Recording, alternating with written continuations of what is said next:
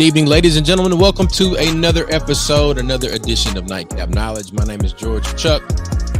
We've got Mr. Mac joining us. We have an outstanding individual that will be with us tonight. Outstanding organization. Y'all see her on the screen. We're talking Road to 60, Reigniting the Fight for Freedom with our sister, Waikinya J.S. Clanton.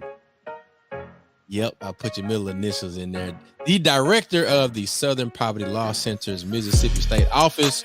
We definitely got to give them a shout out to save the date. The Road to the 60 Organizing and Training Summit, August 15th through 17th in Jackson, Mississippi. That's SPLC, Mississippi.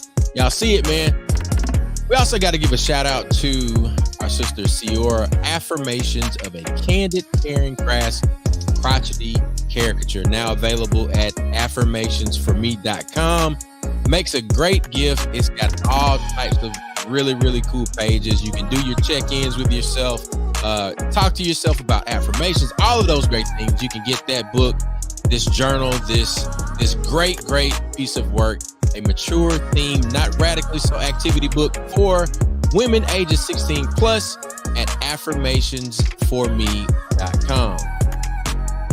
Definitely want to give some credit to Blues at the Lou. Blues at the Lou, y'all. It will be going down Saturday, July 27th, 2024, 1 p.m. to 4 p.m. at the Tougaloo College Owens Health and Wellness Center. More information will be available via msmove.org. Thank y'all for tuning in. It is Nightcap Knowledge. We put some on your head before you go to bed. Let's get the show started.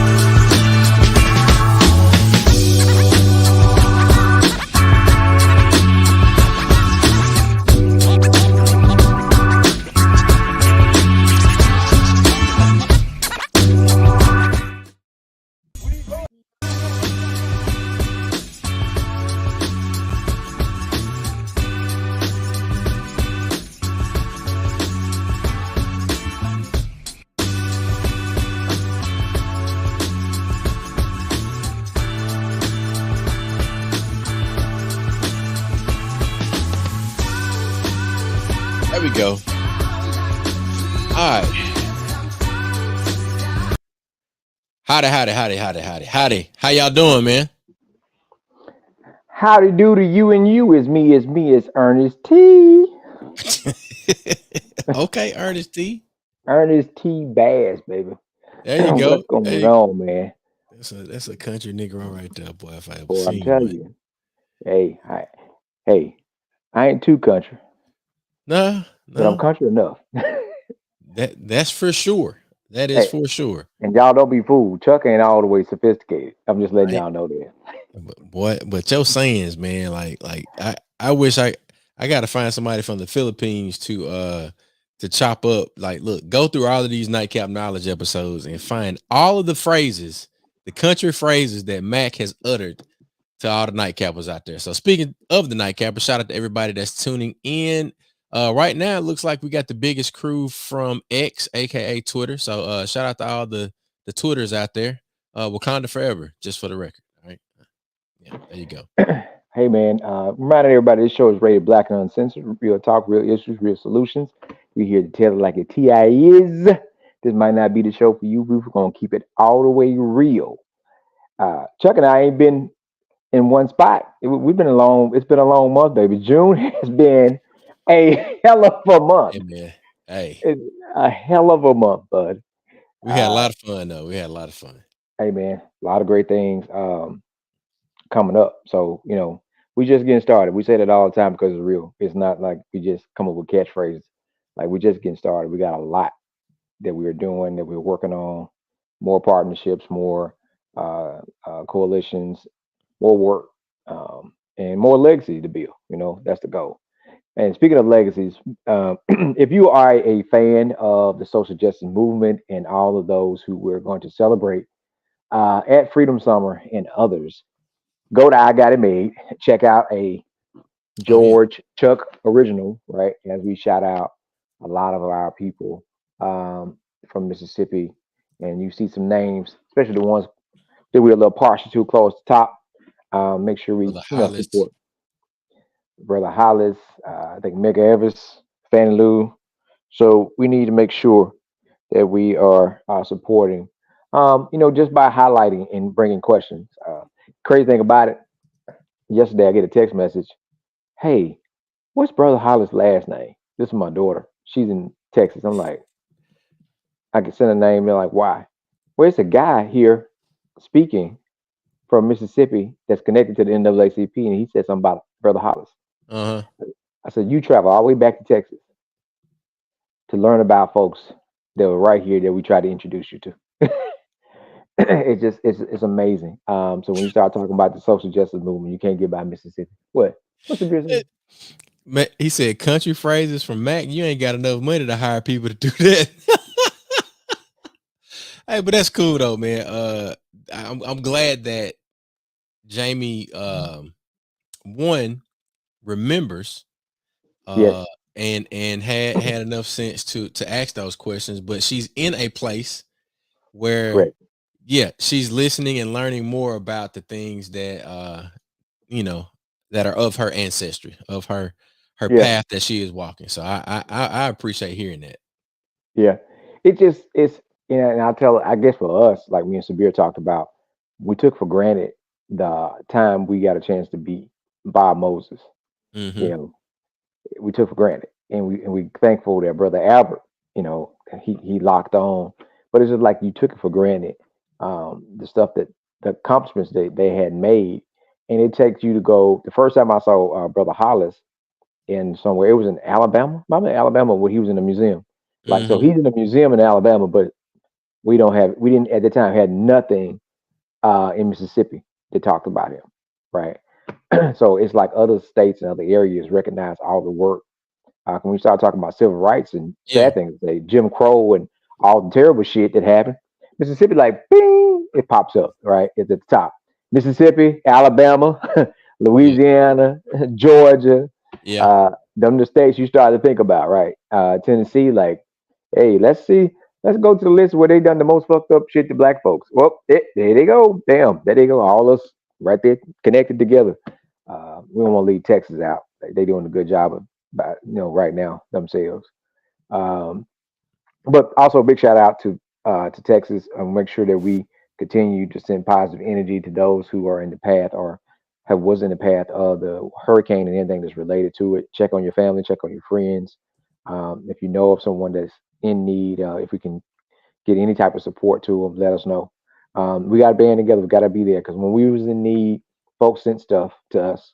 Mm-hmm. So we want to make sure we do the same thing for those folks. So if you know someone that's affected right now, that's without or in need, and they let us know. Reach out to Mississippi Move, drop a link, call us. If you can't call us, don't know the number. Our individual numbers, you can go to the website of Mississippi Move and let us know of how we can maybe connect them with some other organization we know that's on the ground there in the Houston area. Yeah. Um, Welcome to the look at show, this brother. CJ. Peace, brothers. What's good? What's good? There you go. There you go. The Reverend Doctor CJ Good Lawrence evening, brother. Good evening, Esquire. Brother Mac. Esquire. So man, listen. So the mental health minute for tonight is reset. Something that we talk about. Sometimes you got to reset. You got to Yeah. choose the path, and we got to. Sometimes you have to go a different direction. You have to go the road less traveled. Sometimes it's an area like, man, I don't want to go, but this is where you chose and this is your path. And sometimes you have to reset. It's okay to reset, and you got to know your history. So when you're making these choices for the paths, you know what's best fit you and what you're trying to do. So we always highlight the African proverb that says, "If you do not know where you're going, any road will take you there." So reset is our mental health minute for tonight. What is the groove, Chuck? Let me pour my wine. I ain't got my drink ready. I'm Oh doing a little man. better. This look, got me You some do Josh, know baby. you Some Josh. got some Josh. Legacy Okay. blend. Legacy blend, sir. Shout out to our brother Josh Dedman. Josh, I think Josh is in DC right now doing some work with the Labor Network for Sustainability. So shout out to them. Man, look, the groove. Jackson is in soccer, Okay. and I think he had a reset yesterday because we've been baseballing, for so long, but it felt good for me to see him out there and competing. And we, CJ and I, we talked about soccer last week's show at the beginning, and it's the world sport. Yeah. But the one thing I can guarantee you that's going to happen in life and in soccer, you're gonna get knocked down. True. You're gonna get knocked down. And sometimes you might not have a referee that's gonna give you a yellow card or reward you with a penalty kick for the foul that was committed against you. But at the end of the day, you still got to get back up, man. Gotta get it. So shout out to Jackson. He got knocked down a few times today, but he got back up. And I appreciate his resilience. I appreciate his enthusiasm. And he came in this world fighting, and he is still competing every day. And I recognize that lesson by being present on the ball field today and seeing little buddy do his thing. So that's the groove, man. We out here between baseball and soccer and making sure that we getting the word out about this election season. And with that being said, we have to bring up this young lady who has been making waves for quite some time now. And in her current position of director of SPLC, that's Southern Poverty Law Center's Mississippi State Office, she is reigniting the fight for freedom. And her name is Waikinya Clanton. Y'all give it up for Waikinya Yeah. Clanton as she brings all of the energy and the fire to the stage. Let's go. Y'all are so hilarious. Thank y'all for having me. Hell yeah. Glad to have You you. always welcome. Look, if we ever talk about something and you like, oh, I got to get in on this, just text one of us. Just jump in. Hey, can I say this real quick? Real Go quick. for it. Toogaloo, toogaloo, Too the good goddamn goddamn thing. Lou. All I'm right, ready. all right, I'm all right. ready. I'm ready. All right, Bobby. Hey man, so kick it off, Chuck. Look, Waikinya. So, man, one, thank you for being here and thank you for your service in your position as director of SPLC Mississippi. And also thank you for your partnership because you are a partner with Mississippi Move. Mhm. And you are our friend, and you are in the day-to-day Mhm. of making sure that we don't allow certain members of, let's say, the political parties to turn back the clock in Mississippi. And with you being a part of the Southern Poverty Law Center, talk to us about what this road to 60 looks like and some of the things that SPLC Mississippi has coming up. Well, Chuck, thank y'all for having me. It's always good to be with family. Mac was saying earlier, Toogaloo, Toogaloo, Toogaloo. And you can't tell a Toogalooing much, but you can tell them when you see them. So There you go. I like to say, and I just appreciate that Toogaloo College is such a special place. It's brought all of us together in so many different ways at various times. And you asked me about the road to 60 and what the significance of that is. And so for folks who don't know, this year marks the 60th anniversary of Mississippi Freedom Summer. That's right. And it was a critical point during the civil rights movement where you saw thousands of young people flood into the state of Mississippi with one shared goal. And that goal was to register Black folks here in this state to vote. And when you hear the stories of folks talking about, the sacrifices of our ancestors, the fact that their blood was shed and people lost their lives, this is what they're talking about. They're talking about Goodman, Cheney, and Warner. Like they're talking about, folks like John Lewis, whose head was bloody, bludgeoned on the Edmund Pettus Bridge in Selma, Alabama. They're talking about those folks, right? In many respects, we're 60 years past those critical moments in our history where we saw some short-term victories like the passing of the Civil Rights Act of 1960, the Voting Rights Act of 1964. And now we're also facing a critical moment in our history today where those very the essence of those very laws are being challenged, right? And so when we talk about reigniting the fight for freedom, that's what we're talking about. We're talking about ensuring that the work of folks like Dory Ladner and Joyce Ladner and Joan Trump-Palmer Holland and Medgar Evers and Fannie Lou Hamer and all these other, Bob Moses and all these other very incredible people, Hollis Watkins, that their work is not in vain, right? That their work doesn't end when they end, that we, the next generation, we pick up that torch and we carry that forward, the torch forward in this battle that we're still facing right here today in Mississippi. It's so ironic that we're talking about commemorating the 60th anniversary of Freedom Summer, but yet we're still fighting for those very same freedoms that they died over, right? And so they gave their bodies or they sacrificed limbs for our very rights. And now we're seeing our legislature try to turn back the hands of time on that. We're seeing our federal government trying to turn back the hands of time on that. We're seeing our Supreme Court justice trying to turn back the hands of time on that, which is why it's so important that all of us come together, unite, partner, move communities to this moment. There you go. Folks are really caught up in, they want you to be distracted by who's on the ticket, but they fail to tell you what's on the ballot, right? And so when we talk about the fact that, a woman's bodily autonomy is no longer in existence, right? Like permissions for us to move freely and operate in our greatness in our workplaces they've been compromised through the overturning of affirmative action. We're seeing the Chevron deference decision make it extremely dangerous for people to occupy the water in their air. And so when we talk about not who's on the ballot, but what's on the ballot, that's our opportunity to really reignite our communities, to really make sure that we're showing up to protect ourselves, because we can't depend on the government to do that for us. Yeah, look, and CJ and I were having some conversation last week about that Chevron case.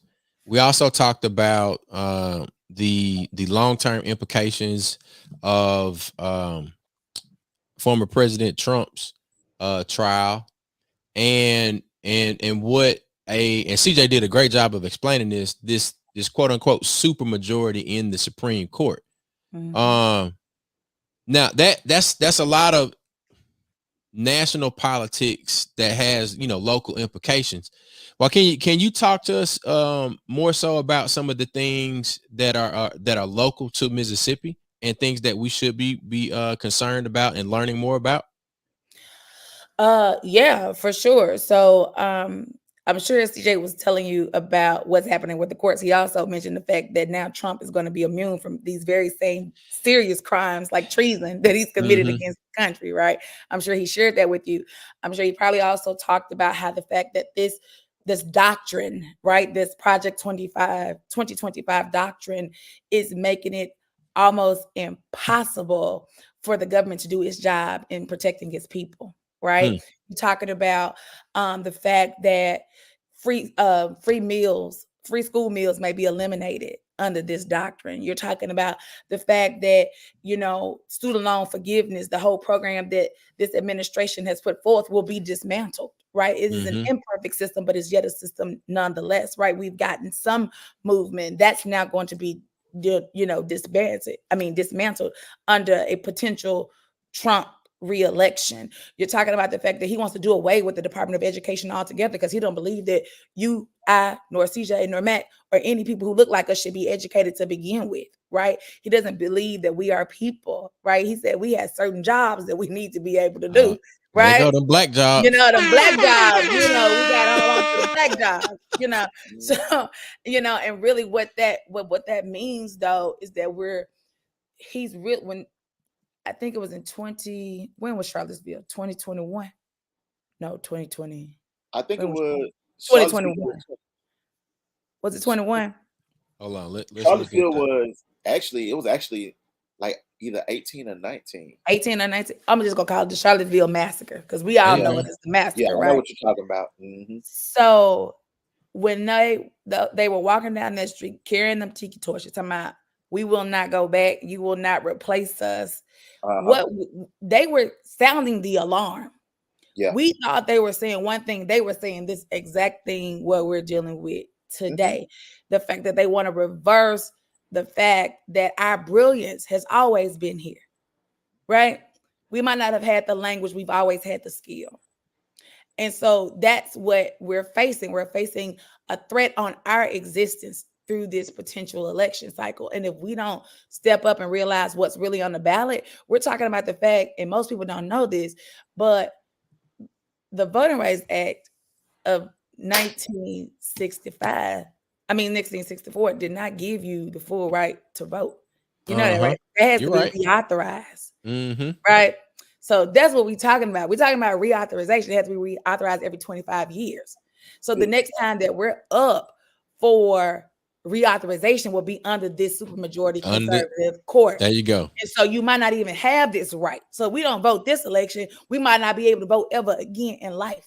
Yeah. And Waikinya, I'm glad that you like begin to tap into that because like a lot of people when we start talking about these, people start calling it names. Like they start saying we fear mongering and things like that. But the reality is these are the facts. And you can see that this is very much so. You can be scared of the facts if you want to be. Yeah, like this policy and these parties are very much in alignment with white supremacist ideology to the extent that you see these guys marching and emboldened in Nashville just this past week and things like that, I believe. During our regional conference. They outside. So how do we get people to understand and comprehend that it's like, yeah, we're not crying that the sky is falling because we are afraid that the sky is falling. We're literally trying to explain to you in real terms that like they not trying to do this for your black ass. Like the reality is they told you, right? Like they ain't leaving it up to chance. They've already told you that they believe in purity, right? Like ethnic cleansing. They've told you that they don't want you here to begin with. They don't see you as a person, period. I don't care how many sneakers he put on. I don't care how many mug shots he put out. He don't relate to me, right? Like he does not represent what it means to be black to me. And I think we have to really get past the trope, right? We got to get past the sensationalism of somebody that is completely foolish. Like you should not want a fool as your president, right? Like I'm just gonna call a thing a thing. Man, you shouldn't even want a fool as your friend. As your friend, like right. I mean, like the thing is like their leadership in the Heritage Foundation is the people who have created this whole Project 2025 thing. They literally have gone forth on shows like MSNBC and talked directly. These things have come out of their mouths. They said they want to make Trumpism is the terminology that they're using the Republican way, the conservative way. That's their goal is to push push the right even further right than it's ever been, to the extent that they want to have real controls over individuals' lives. They want ultimate control. They want slavery. Control. They want enslavement of women, black people, brown people, all people except for white men. Okay, they want to be able to tell everybody to do but each other, and that's a problem, right? Like Chuck, you asked me earlier about like the dangers and what's happening right here in Mississippi. It's funny you asked me that because earlier today I was reading a newsletter from the Secretary of State of Mississippi, Michael Watson. That one that came via email today? Like Tackle the Tape. You know, it's Tackle the Tape newsletter that he has going out. I don't get that one. He signed me up you for that. You gotta know what your opposition doing too. Exactly. I got all my people's stuff. I want everybody's stuff coming to my inbox because I want to know what y'all talking about. Come on, break it down for us. And so what he taunted the fact that they have been Republicans. This is what he said. You know, he was championing the fact that they got the Chevron deference decision, the ruling overturned, right? And he talked about how his role, he and his office's role on the insurance commissions here in the state and what they're doing to dismantle those regulations within those licensing boards, right? All 29 of them. It says 29 by 29. So by 2029, his goal is to deregulate all of these licensing organizations and licensing boards here in the state of Mississippi. Now, what does that mean? Cosmetology. That means agriculture. That's environmental. All of these boards that have regulations in place to protect people, right, to keep them from dumping in your water or polluting your air or setting landfills up in your backyard. He wants to deregulate those things, and he says he's going to do it by 2029. That's wild. That's coming to our inboxes. I see it now. I see it. I'm going to bring it up on the screen. Come on, keep like we got to get into the minutia of it.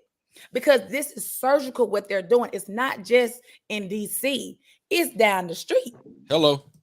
Okay? It's down the street. It's happening at the governor's mansion. It's happening in the state capitol. It's happening in the city halls, right? The city councils. You've got to pay attention, right? And they are doing it. We should be all so clued in to what's going on with our environment right now. And the fact that these people sit in positions of power because they just want to make sure that their friends who own oil companies and tobacco fields and all this stuff have free reign on human property. Like, we've got to stop. Like, we got to wake up and really realize what's happening around us. Trump can't do nothing unless we let him do it. Hello. And that's the same thing for every other elected official that's occupying an office, be they Democrat or Republican. We have, as the people, we cannot get distracted because it's some real things going on right now. They started this plan in 2022. Yeah, that's why mid-year elections are important. Long ball, right? Boom, long ball. As soon as they lost the Senate majority, they in motion. Every time they lose something, they got something in motion. Big motion. They in big motion. So if we ain't playing that type of game, if we so worried about what's happening on MSNBC, but we won't pay attention to what's happening on WLBT, we got a problem. Yeah, that's we got a real problem because this man who is our Secretary of State that we pay just told us he was about to deregulate these licensing boards that have certain regulations to protect us because of the Chevron decision. Now, y'all thought that was just at the Supreme Court, but what happened when it hits your back door? What happens when you go to the salon and the chemicals that they put in your hair are killing you? Right. And Waikinya, I think you really hit on the point that, like, it is hyper conservative states in particular that are really emboldened when Supreme Court decisions like this come down. They are the ones that take it and run with the policy on a micro level. If you look no further than our state, for example, of leadership that attempts to emulate what it believes is, people ran on the ticket that they were embracing Trumpism in the same sense that Project 2025 speaks to. The idea of, it's no longer, I mean, conservatives used to preach at the very least small government, limited government, to some extent, but now they are literally talking about the government being in your house, being on your computers, being literally in your body. Like, let me just call a thing a thing. Like, more personal than that.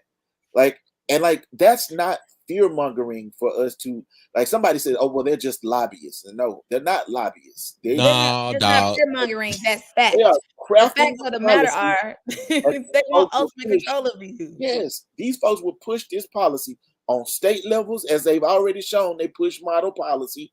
They will push it on national levels, and it will be them who is emboldened and empowered by it. And even as they're numbers diminish from the majority standpoint by population wise, they are leveraging their power.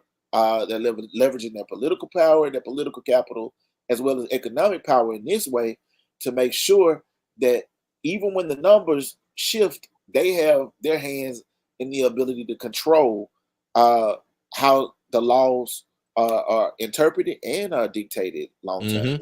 But that's why we got to play the long game. Like I was just having a conversation about this the other day, but we should all be running for something. You know how many races go uncontested every year?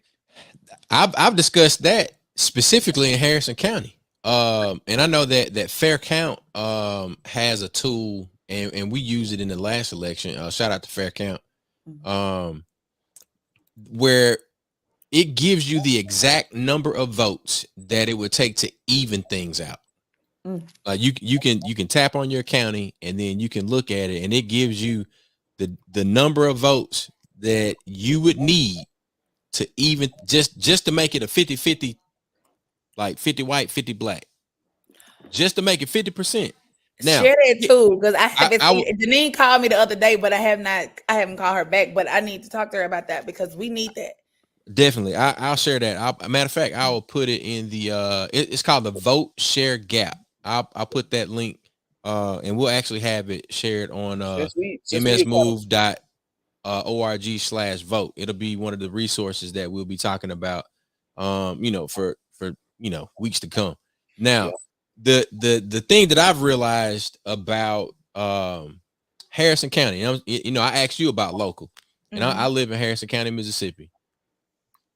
I looked at the number of county supervisors. There are a few other seats that are elected that go unopposed. I said, man, ain't no way. Now, here's the flip side of this. There was a school board seat, Harrison County School Board. One seat had, I want to say, 5 or 6 African-American Negro people running for that seat. I was like, we're going to split the vote. So every time. Now, every time you're going to split it. At what point, and I think this is something that we've discussed on this show before. At what point do I don't want to say governing bodies, but the coordinating bodies of the politics of the state, or when do we start to operate outside of it and truly, as you said, start playing the long ball, and we say, all right, well, look, Waikinya, CJ, Mac, Chuck, y'all gonna be running for county supervisor in your respective areas in this particular election cycle, and then you next, then you next, and then you next. But all of y'all got to get ready. You're on this campaign. And are we doing that? When are we doing that? No, we're not doing that. We're not doing that because power concedes nothing without demand. So we're not doing that. And I'm gonna tell you, and it's sad that we're not, because here's the thing: we always make it seem like there's only one thing we can do. No, there's a bunch of things we can do. Like, we do not do a good job of assessing talent, right? Like, I'm not a lawyer, so me running for judge doesn't really make sense, right? But CJ is a lawyer. That makes sense, right? Like, maybe council person, maybe a school. I don't have kids, so school board, I could run for it. I would be a great. I believe in public education. I would think I would be a fierce advocate for education. Right. But you are a better fit for that, because you have children. And so when you talk about children who have special needs, or children who may have need different accommodations for learning and things like that, you can speak to that from a different perspective. See, politics should be personal, right? It's got to be personal, and it has to be. Politics are personal, boy. Come on, man. They are personal, and they have to be connected in a way that you can be supported by your expertise, right? Like, when I think about Mac, for instance, who's a caregiver, you should be in the legislature, because who else is going to be an advocate for patients' rights? Who's going to be an advocate for caregivers' rights if you don't have a caregiver in that seat? So you got to think beyond where we're always being fed crumbs, but the other side don't play the crumb game, they play the loaf game. Every person gets a slice of the loaf. Yeah. Some people gonna get the pointer in, some people gonna get that sweet spot in the middle. Some of y'all gonna be just working on the outsides, working your way in, but everybody gets a slice of the loaf.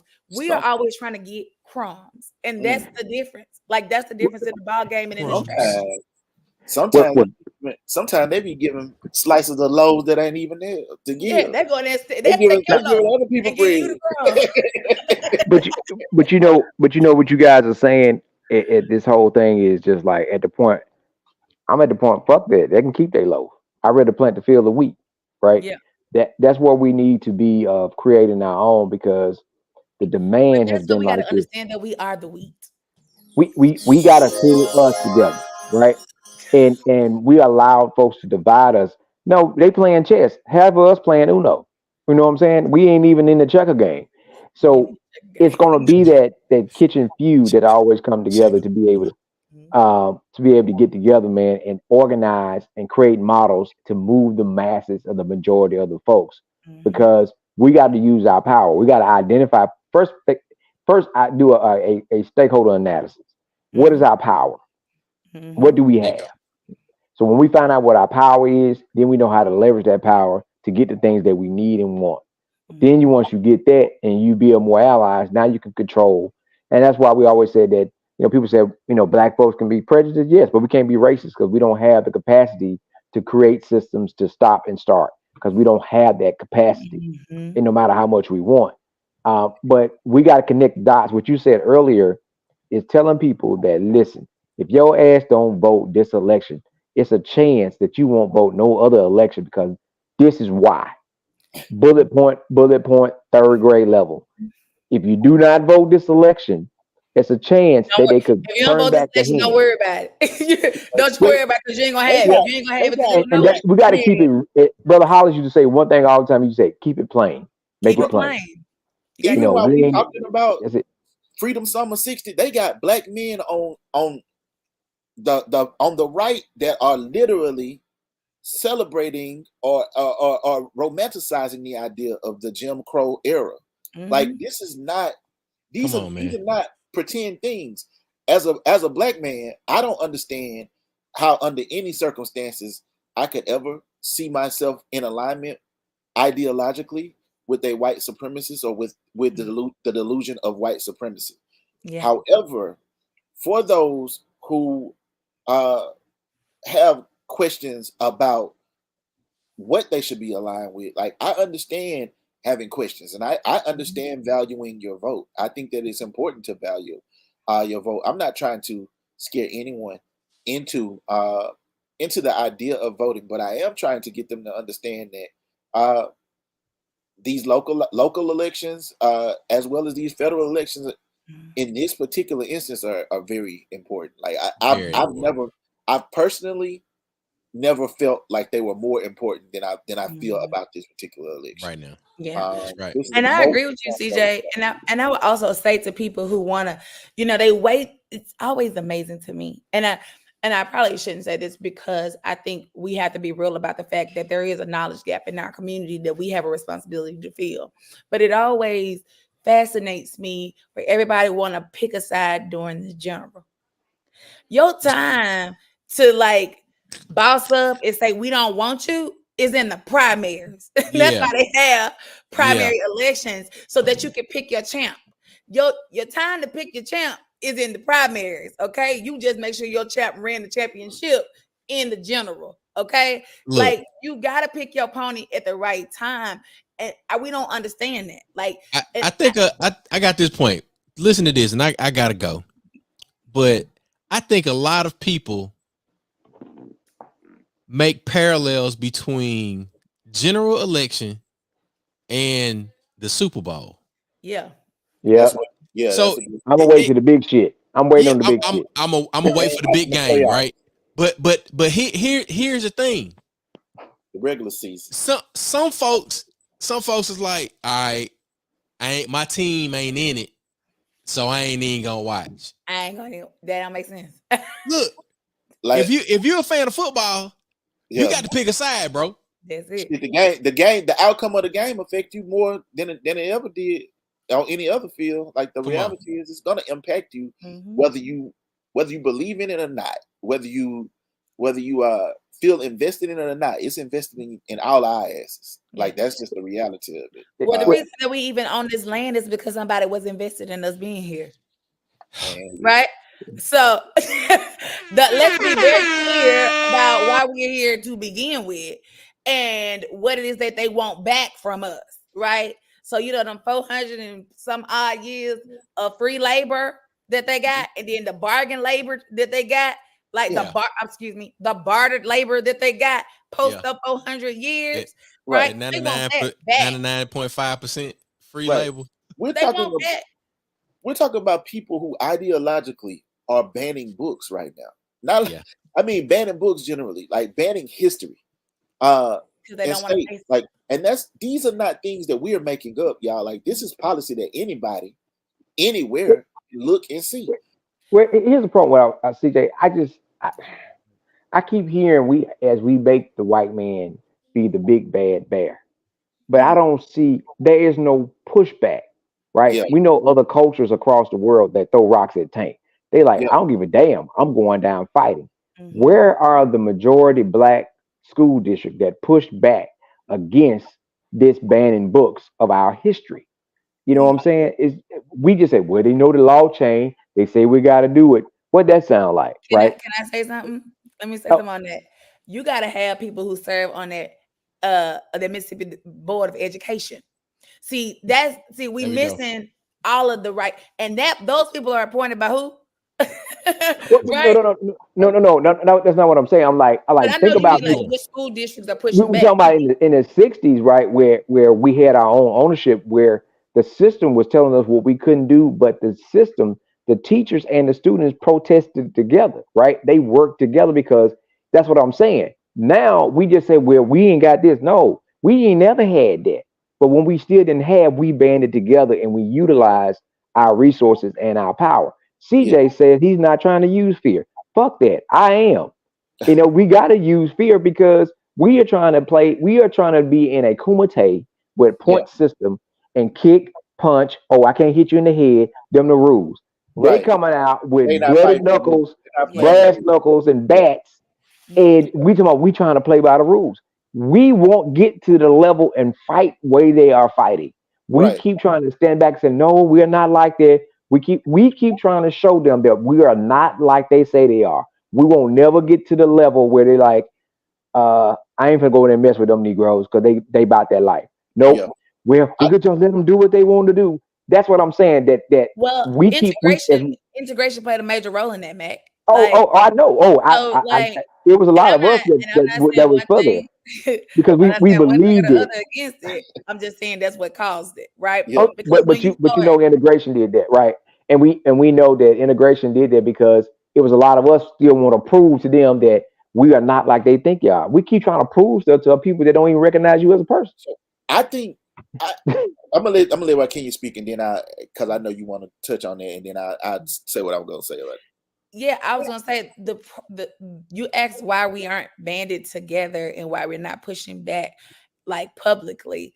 It's because our livelihoods are intertwined with this, like with the whole system. So we're talking about two different time periods. We're talking about people who were able to walk off their jobs and push back because we had our own communities, we had our own drugstores, we had our own everything. We had our own solid communities. So it was easier to buck a system when you got something to fall back on.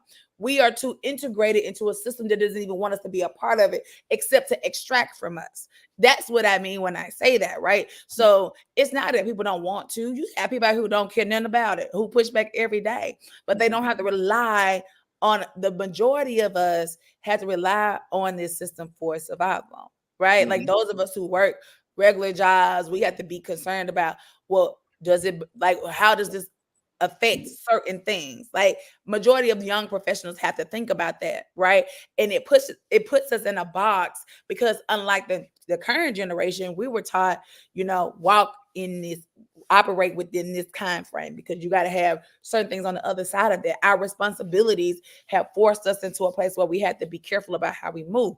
I'm not saying we ain't still about that life. We just have to think differently about how we show that we're not. How do we dissent, right? Like, how do we as a collective body dissent in a way that's impactful? We know money moves a lot of things, but also so does policy. And right now we need to start matching our money with our policy decisions and moving some things in the right direction, because we can't talk about things like the redistricting case that we just won here, right? But that has to go back to the same Republican racist legislature Gotta go to make them redraw districts that they should have drawn from the beginning. So knowing that is a possibility for us, how are we matching our resources with that policy to make sure that we can put a valuable person or people in these three districts? You know what I'm saying? So I think there's more for us to think about, because I hear you on bucking the system, but there's some more that we got to do other than just buck. There has to be a strategy, and that's what we really lack. And that's what the Road to 60 Organizing Summit is really about. It's about coming up with a collective strategy that we can move across this entire state. That's a beautiful thing, because that's what Chuck and I talked last week about the way that they have been organizing for almost a decade and a half now through Alec, and Alec may have been longer than that, but like how they even have it, like how they have it set up and everything, and that how they're developing policy there. Mac, I'm with you on the idea of personally bucking the system. And I'm not, when I talk about not fear mongering, I'm not even talking about talking about white folks. Honestly, I'm just being real with y'all. I am talking about those of us who are skeptical of when we are trying to talk to them about politics, when we are trying to talk to them about voting, why we are when we're talking about voting, talking about the actual political issues. It's the, particularly for me, it's the Black people who have come out and spoken and like literally stood on, like, are championing the conservative agenda this time around, that it's never been more confusing to me, because it's never been more clear that like they are literally trying to regress as much as possible when it comes to the way that policy is leveraged against Black people and Black communities, as well as other multiple marginalized communities. And they're explicitly stating that. So when I say I'm not fear-mongering, I'm really talking to the brothers and the sisters that think we are the mouthpiece for, a party or something like that, or that we have an agenda other than protecting our Black asses. And then when I say our, I'm talking about all of us. And so I think that's what I'm trying to get at. I think about it, it's always been blackface on white supremacy, right? And we can call a lot of dates.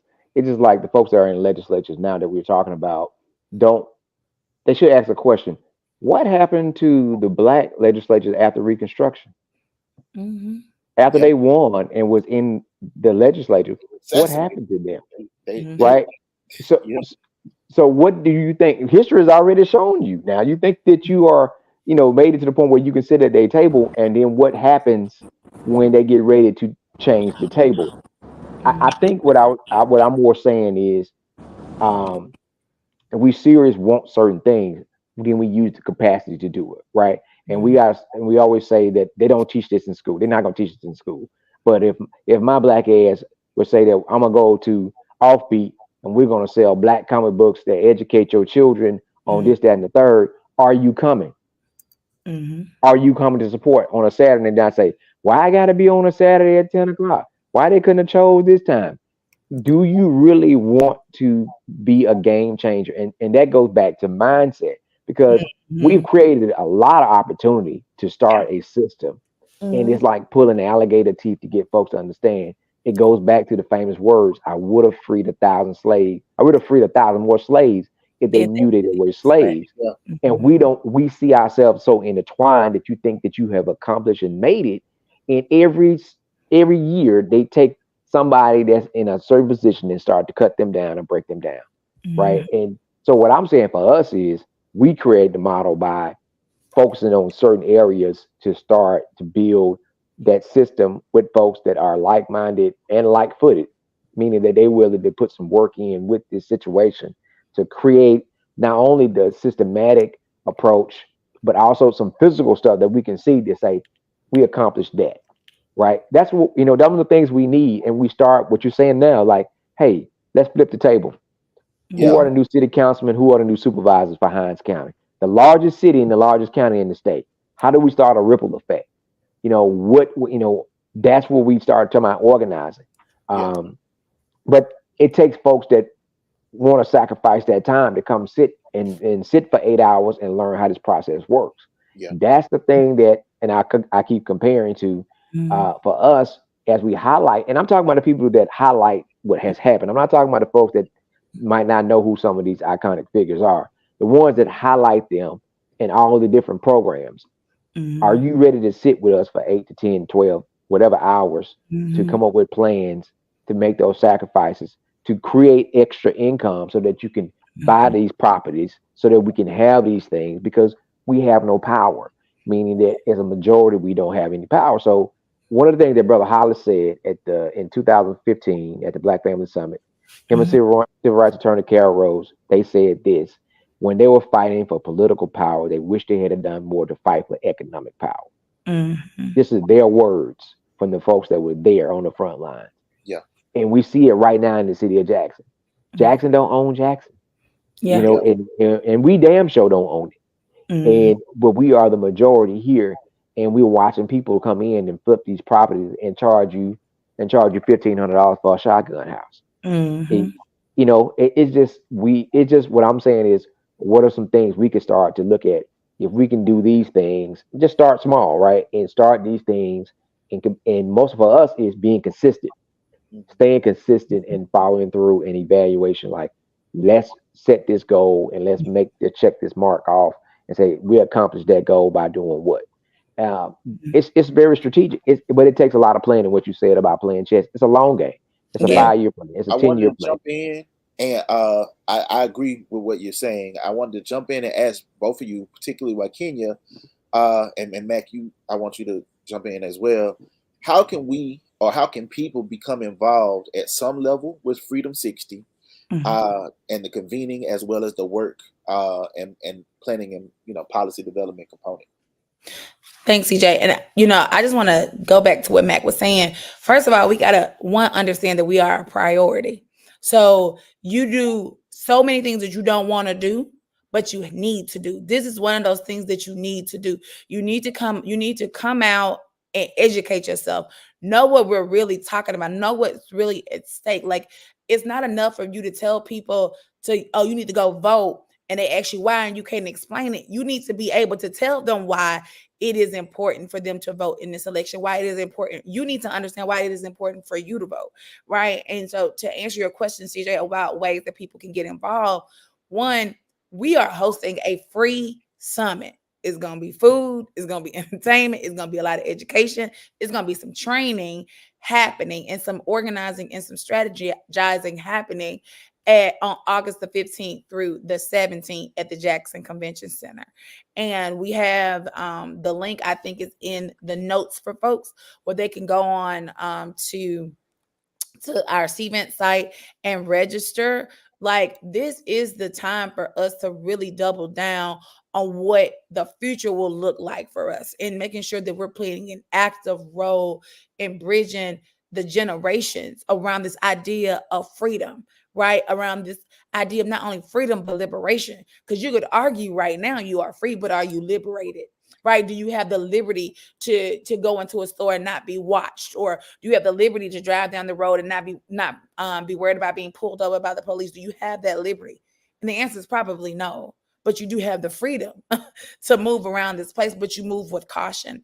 And so this summit is about, again, not only paying homage to the legacy of civil rights and advocacy here in the state of Mississippi, but it is also about issuing a charge to people across this state that this is on us, right? This is about us, and it is on us to secure a future for us. That's real talk.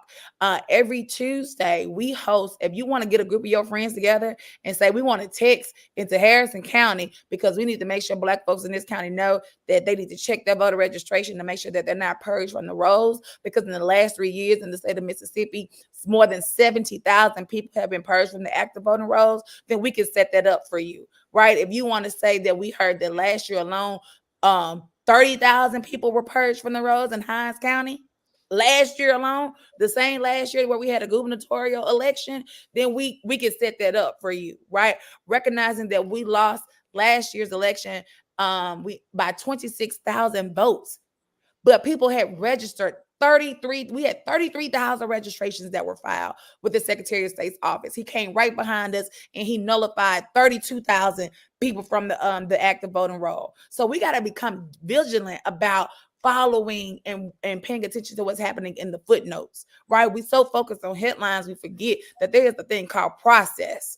And so if we're paying attention to the process, then we can control the output and the outcome. But if we forget about the process, then we're going to lose out on that. So there are many opportunities that people can plug in. It starts first August 15th through the 17th at our summit in Jackson at the Convention Center. It goes on from there to our Super Tuesday activations. We're going to have an HBC, well, actually a statewide college tour that we're going to be embarking on in the fall. We're going to work really closely with Jackson State and Tougaloo and Alcorn, Coahoma Community College, and several others around getting young people activated in this campaign. We've designed a game to educate people on the various responsibilities of government, hoping that we can reach and penetrate people in various ways, like similar to what we did last year with the comic book. We create resources to make this information easy and accessible to people, and we make it free. It is you don't have to pay nothing for it. Just get there. We're gonna give you everything else. We're gonna give you good food and great education while you're there with us. That's awesome, and that's amazing, ladies and gentlemen. Again, that's August 15th through the 17th. Like, it's an opportunity for us in Mississippi to be there and to take the reins of this thing the way that Waikinya and Mac have spoken to, as well as Chuck when he was on earlier. What we're talking about and what I hear in all of our voices is self-determination is essential, and that we have to be thinking about a holistic approach to self-determination. And the only way that we can do that is to actively be involved and to consistently be involved and show up, and not just show up when the rubber hits the road and when it's time, but to show up in advance, to be informed in advance, so that when we do show up, we show up empowered and not at a disadvantage. So, and I want to say for the folks that are listening, like, we're going to ask each other questions. A lot of times we already know the answer to get the message out to some folks that are watching, to understand that everything is not as easy as it seems. Right? It's a lot of work. It's a lot of thinking, and I don't think a lot of people understand how much capacity goes into planning and coordinating that you don't see physically. I'm talking about waking up at 2:00 in the morning when this idea hits you. You know what I'm saying? Or you watching something on TV like, you know what? That's a good ass idea. It's that brainstorming capacity. So, folks like A.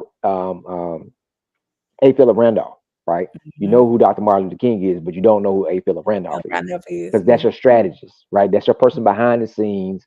Shout out to the Sigmas, but then there's a person behind the scenes that's putting this thing together, right? That's organizing, because it's bigger than the mobilization piece.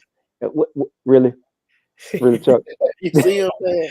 Y'all better speak up for Bernard. Y'all better speak up for Rusty. Hey, look, man, I see a hang. My first report that I ever did in life in 3rd grade was on Asa Philip Randolph. Look at that hang. It's a hang sticking up like that. That's all you see. And the Pullman Quarters. So I got major love for that, man. That was but you're absolutely right. We have to challenge each other.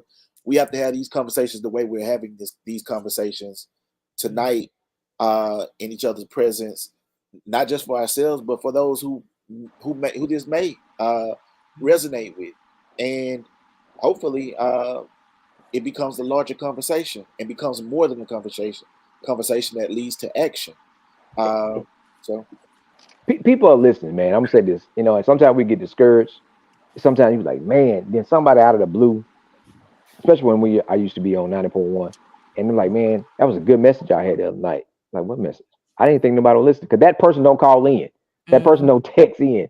They are listening. They are following, and I think that's one of the greatest fear factors, that the messages that we are pushing about making this thing popular, making this thing cool, and that's Yeah. getting folks to the polls and voting, is starting to resonate, and they see the numbers changing, Yeah. right? And that's why when we see that, we got to keep our foot on the gas and keep pushing, and keep on keeping on, Yeah.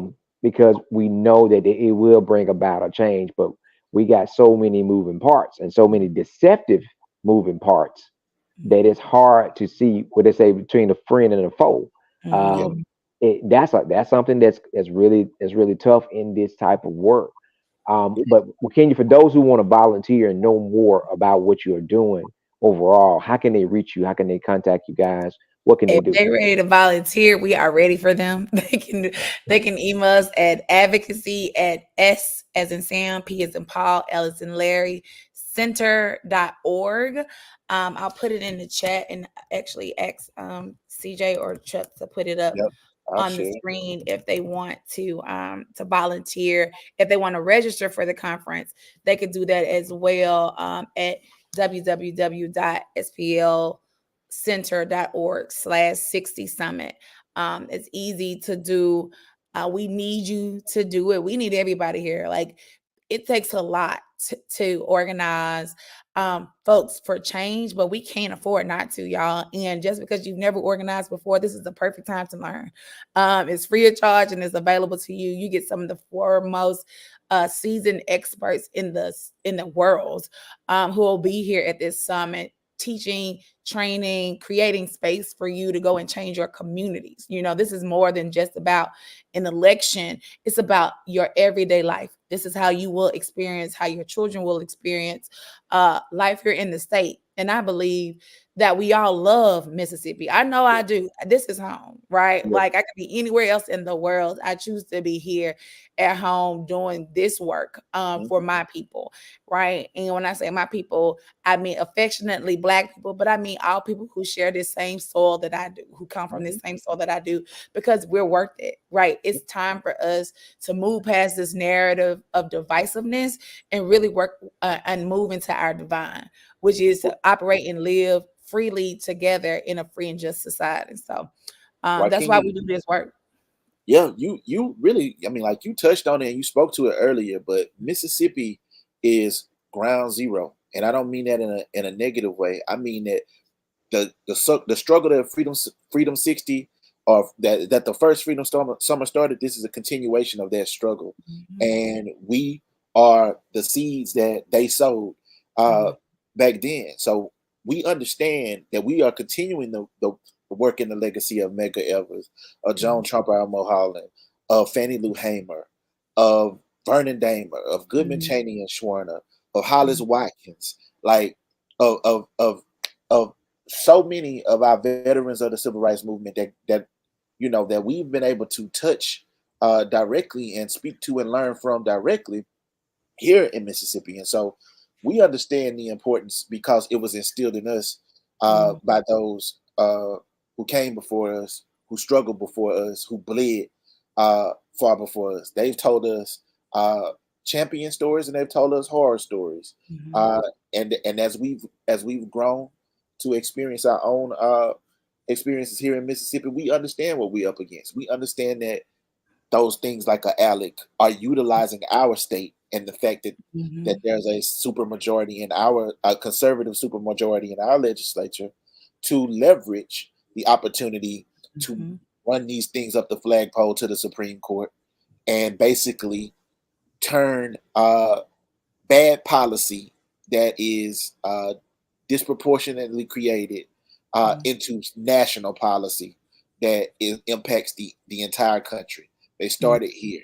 They bring it. They bring it through states like Mississippi. And so, if we understand that and understand the work that is necessary here, then I think you know we can win this thing. Like, but it does require what you've been talking about, Akeem. Yeah, and to what you just said, CJ, I want to offer something. I want to challenge us to not be to not pick up their struggle, but to be the solution to their struggle. Yeah. Right? Like I think that's really important. And they told us this like a couple of months ago. We had our opening passing of the baton ceremony with them and with some of the veterans from Freedom Summer. And one of the things that they shared was that the thing that they failed to do was to solidify it. They gave us a temporary fix and we act like we had won the Super Bowl, to Chuck's earlier point. No, we didn't. They just delayed us. They dangled a carrot in front of us and made us think that we were equal, but we've never been equal, right? Because they weren't able to seal the deal all the way. Because if you truly believe that our rights should be afforded to these rights should be afforded to all people, then why is it that we gotta reauthorize our rights every 25 years? Yeah. Right? Like why is it that our freedom is conditional? Yep. So And I want to be clear for the people that be confusing stuff. When she's saying they, she is not talking about the movement leaders. She's referring to the people who supposedly agreed to introduce, administering the policies, right? And that they prolonged it. So I just want to make that clear because you know how people. No, and I appreciate that because they do be trolling y'all. So I do appreciate. I got you. I'm gonna hold you down. I don't want to be Instagram famous. You know how they do, bro. Now we got your minute, baby. This is Nightcap Knowledge. This Black with No Chaser. We gonna hold it down for you over here. So the time is now 10:07, but it's 157 people watching currently, and to those 157 people, first we want to say thank you for tuning in to Nightcap Knowledge. We here every Tuesday night at 9:00. Chuck and Matt doing their thing consistently. We almost at 200 episodes, I think. And so, what I would challenge us to do, a call to action, if you will, is tap 5 people. You know what I mean? Let them. If you learn something, or if you're gonna be in the Mississippi area, if you're gonna be anywhere in this country during this time where we're honoring Freedom Summer and honoring the movement and becoming the action, to the work that they did, in the beginning, tap 5 people. If it's 156 of us on now times 5, right? Look, don't ask me to do the damn math right now. It feels like it's getting close. It's approaching 1,000. It's close to 1,000. Then ask them to touch 5 more. If we do that, we can have exponential growth, and that's how the people united won't be defeated. That's how we build our power together, collective. So as Chuck would say, we're going to use some executive privilege, right? So Mississippi Move is going to secure 5 spots for August. Well, we want to do what Brother Hollis and Leroy and Mike and Helen and all them done for us. They would spend money to go to small communities in the Delta that couldn't afford to travel, that could use to be down here in a nice space and go get these folks, right? They want to be at the table. They want to be in the room, but they can't afford it. Let's go get them, right? I've always said it. Even when we did our social work conferences, I said, who's sending the bus to over there to the areas we talked about, burning dishes and all that, washing dishes. And we talking about the stuff that certain areas, are we sending the bus to go get them to bring them here? And big shout out to Dr. Isaiah Marshall because he started to do that. We had community coming. That's most impacted, being the voices of how to remedy what those. So we're gonna get homes counted there. I know we're gonna get some homes counted there because I got a group that's of 20 young ladies that's gonna be ready to work with us this summer. So we gonna get folks there. We gotta use those resources to physically, not just metaphorically, physically get them there by saying we're gonna help with lodging, transportation, and say all that you got to do is show up. And now that takes away a lot of the burden of trying to listen and pay attention when you know that I've spent my last trying to get down here. Mm-hmm. That's what they did for us to make it so that we can hear it, and we got to do the same thing, and we got to take this thing to the next level. So I'm down with that. Thank you, Mac. Thank you, Chuck. Yeah. So y'all keep that in mind, ladies and gentlemen. If you are interested in attending this, there are opportunities potentially for sponsorship through organizations like Mississippi Move to, get it taken care of, where you can have a hotel on the state. You ain't got to worry about eating. Just if you can get here, or if you need some help to get here, we get you here, and you show up and show out. We want your voices to be heard. We need the voices of the people most impacted, the people who feel the least seen, to be heard, because we want them to understand that they are critical to this process, critical to the political process, critical to this state, and critical to progress. Because without being able to uplift our people that are in those spaces, we're not doing the work that we really have set out to do. And so I think we leave it there. And look, I wanted to make sure that we also talk about what's happening at the end of the month, with another commemoration of Freedom Summer 60th. We've got Blues at the Lou. So, Mac, you want to give us a little information about that before we get out of here? Yeah. So in 2021, as my daughter reached out to me earlier, she was talking about, Brother Hollis. Brother Hollis helped us start the New Freedom Summer Project. And what we did every summer, we did read and feed, civic engagement, boxing, which helped with self-defense and self-esteem. And then we did Therapeutic Thursday. We talked about trauma. We talked about those things. So this year we are highlighting it and doing it on a larger scale. We're going to be at Tougaloo on July 25th through the 27th. We'll have a meet and greet on that Thursday. And also we'll be supporting our brother Maximus Wright as he does his film festival. So we'll be doing a dual thing on that Thursday. And then that Friday will be all about the workshops, the meetings, the different things that we usually do throughout a week. We're going to do it all in one day. And then that Saturday will be the Blues at the Lou. What we're doing is a fundraiser to assist Tougaloo College with our water system. Tougaloo has a well.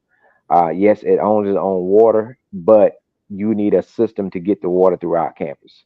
So that's one of those things we talk about, actually being part of the change agent. So we're having a free blues show with a lot of local artists. As we know, blues, just like our gospel songs, has been one of the ways that told the story of Mississippi prior to Freedom Summer, all the way past it.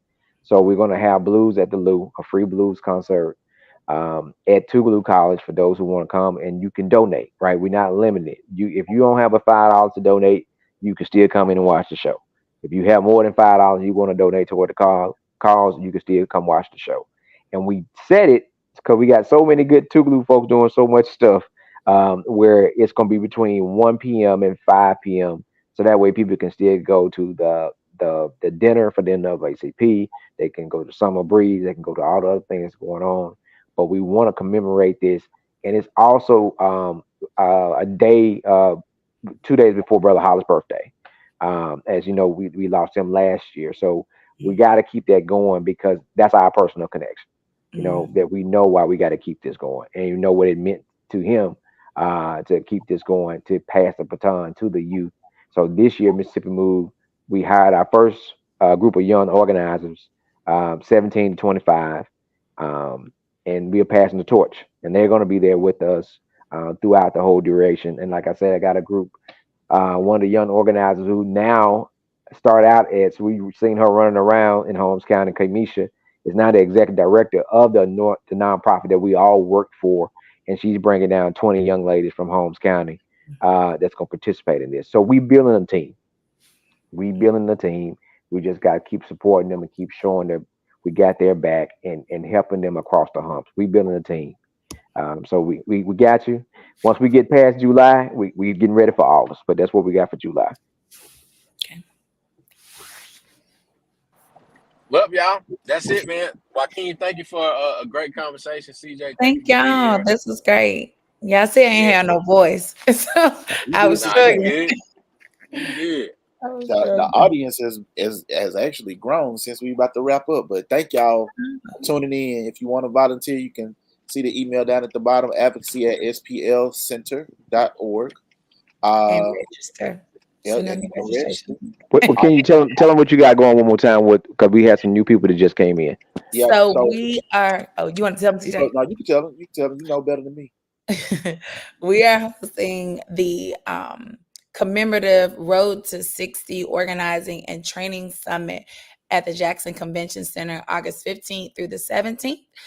This is your opportunity to come in free of charge and get some amazing training and organizing resources, hear from some stellar panelists and subject matter experts. We will also be releasing our State of the State report, where we talk about a series of systemic issues that are impacting people's rights and abilities here in the state. So we hope y'all come out and join us during that time. It's going to be great. And like I said, this is our responsibility. This is our time to make sure that we don't leave anything left to chance. You know, it's not about who's on the ballot. It's about what's on the ballot. So hope to see y'all August 15th through the 17th. So pull up. Thank y'all so much, man. This has been Nightcap Knowledge. Thank you, Waikinya, for pulling up. Mac, thank you for letting me be one of y'all guest hosts this evening. Chuck had to roll out. So, I don't even know how to play the song, but we going to. Hey, one thing. We gotta get some buddy, baby. We gotta have some decades. Where the money resides. That's right. That's right.